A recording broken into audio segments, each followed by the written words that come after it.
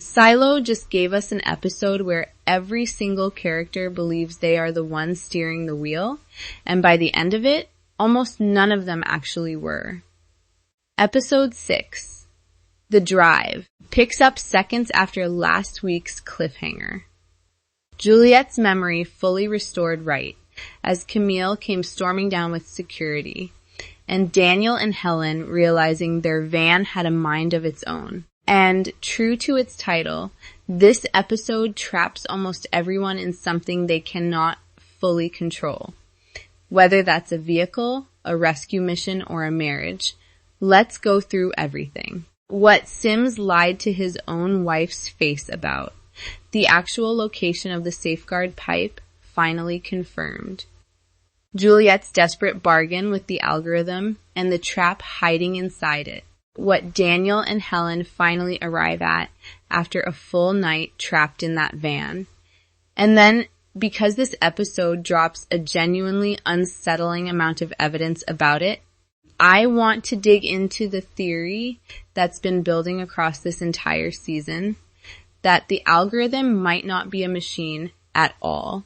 The episode opens right where we left off. Camille descends to confront Sims, and he lies straight to her face, claiming Juliet slipped away with help from someone in mechanical. Camille tells him she'll handle it from here, and sends him home to spend time with their son Anthony instead. The second he's out of sight, she quietly radios her team to start watching Judge Sims, framed as concern for his safety, though it's obvious she no longer trusts a single word out of his mouth.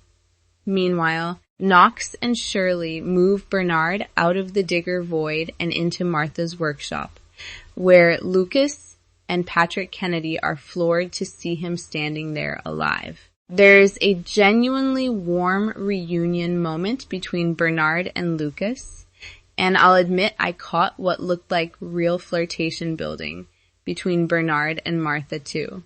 It gets cut short the second Juliet bursts in, breathless, telling them she remembers everything.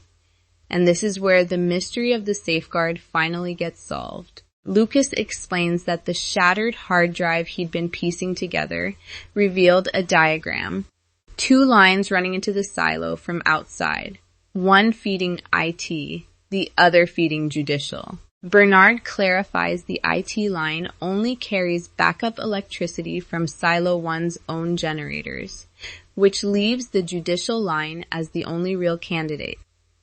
That's where the safeguard actually runs. Juliet gets a flash of memory confirming the same pipe ran through judicial back in Silo 17 too.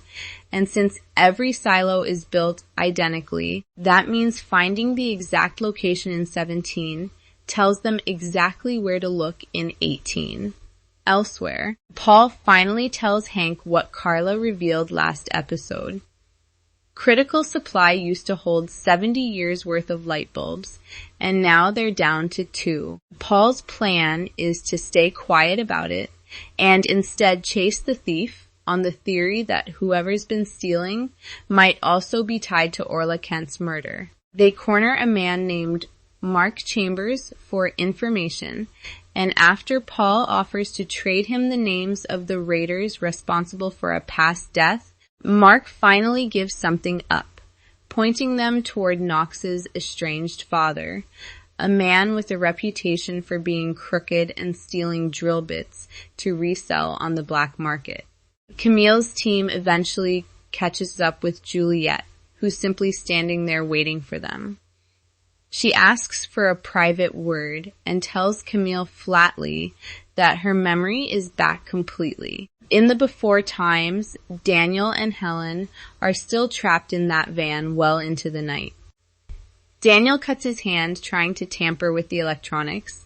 Helen patches him up, and in a quiet, genuinely tender scene, he notices she's still been carrying the Duck Pez dispenser he gave her on their not a date. They try flagging down a passing car with no luck before Helen suggests hiding in the back seat and letting the sight of an apparently driverless vehicle do the work of getting someone to call it in. Back in the silo, Juliet lays everything out for Camille. She knows about the voice. She knows there are children still alive in Silo 17 that she promised to come back for.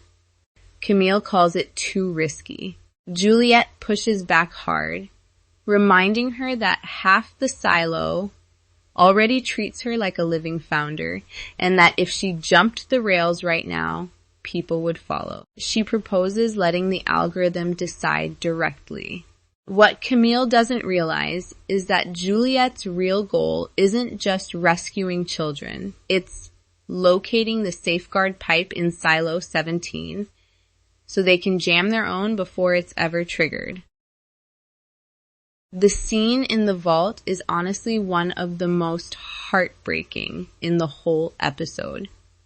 Juliet pleads her case directly to the algorithm, and it shuts her down flatly, citing disaster-level risk either way. She keeps pushing, refusing to let it go, until she finally offers a compromise. Put her back on the memory drugs, and dose the rescued children too once they're home. The algorithm goes quiet. Then it asks, how many kids? Down in the hideout, Martha and Bernard share a lovely, quiet moment about good luck charms, laughing together about something Carla once said about the two of them making a good couple. And in a much heavier scene, Shirley volunteers herself and Knox for the Silo 17 mission, and it comes out, almost in passing, that they're expecting a child, which makes every risk on the table land twice as hard. Knox makes her promise that if something happens to him out there, she keeps moving instead of trying to save him. Back in the van, Daniel apologizes for something he'd said earlier about Helen's past scandal at the Post, and she finally tells him the truth. She'd protected a young congressional staffer's identity in a story about addiction on the Hill, only for a tabloid to expose her anyway. And rather than let that staffer take the fallout, Helen publicly claimed she'd fabricated the source herself, torching her own career to protect someone else. It's one of the best character reveals of the whole season so far. Moments later, a convoy of police motorcycles pulls alongside them. Not a rescue, but an escort. And riding with them is the same mysterious man who's been trailing and threatening Daniel and Helen since episode 4. Camille's home life is falling apart in parallel. Anthony gets caught stealing credits from a teacher's desk and lying about it, and Camille is furious that Sims tries to smooth it over with authority instead of actually parenting. She also confronts him directly about having her followed, warning him with chilling calm that whatever he's hiding, she will find it. Later, alone and clearly at her breaking point, she goes to the algorithm looking for something like comfort, admitting she feels like she's failing as a wife, a mother, and the head of IT all at once. The algorithm's response is unnervingly therapeutic. Clinical reassurance about her being capable, her feelings not being facts. It's one of the creepiest scenes in the whole episode, precisely because it sounds exactly like the AI chatbots most of us already talk to in real life. Camille ultimately overrules Juliet's request to send Knox and Shirley, citing a 34% spike in silo-wide risk if they're lost. With no other engineers she trusts, Juliet names Lucas and Kennedy instead and refuses to reveal where they've been hiding. The episode saves its worst gut punch for the very end. The moment Juliet is out of earshot, the algorithm tells Camille plainly that it played her from the start. Lucas and Kennedy were never actually meant to reach Silo 17. Whether there are even children still alive over there doesn't matter to it at all. The rescue is simply the most convenient cover for eliminating two loose ends. Camille is ordered to release vitamin D plus into the water supply immediately, so that once the whole silo forgets who Juliet even is, she stops being a threat entirely. And in the before times, Daniel and Helen finally step out of that van to find they've been delivered to a secret hangar, where Senator Thurman is waiting for them with a single, deeply unsettling question. How would they like to help save the world? Now, I want to spend a moment on something this episode leans into harder than any before it, because I think it's genuinely the biggest open mystery in the entire show right now. Is the algorithm actually human? Back in season 2, the algorithm behaved almost entirely like a cold, data-driven system. No personality, no emotional texture, just probability and risk calculations. This season, that's changed noticeably. It's shown hesitation. Spite. It adjusts its demands based on what plays like personal offense. And episode 6 is the clearest example yet.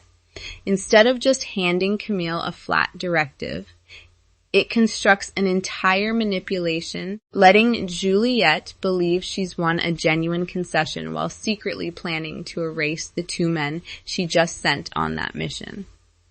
That is not simple statistical modeling.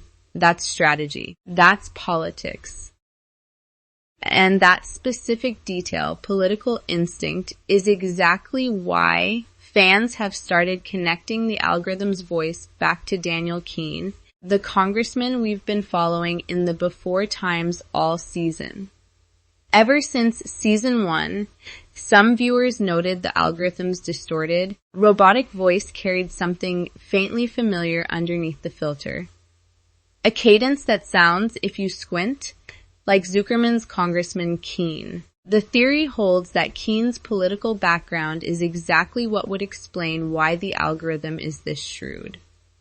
Publicly offering a humanitarian gesture while privately arranging a quiet execution is a distinctly human, distinctly political move, not something you'd expect from a pure machine optimizing for survival odds.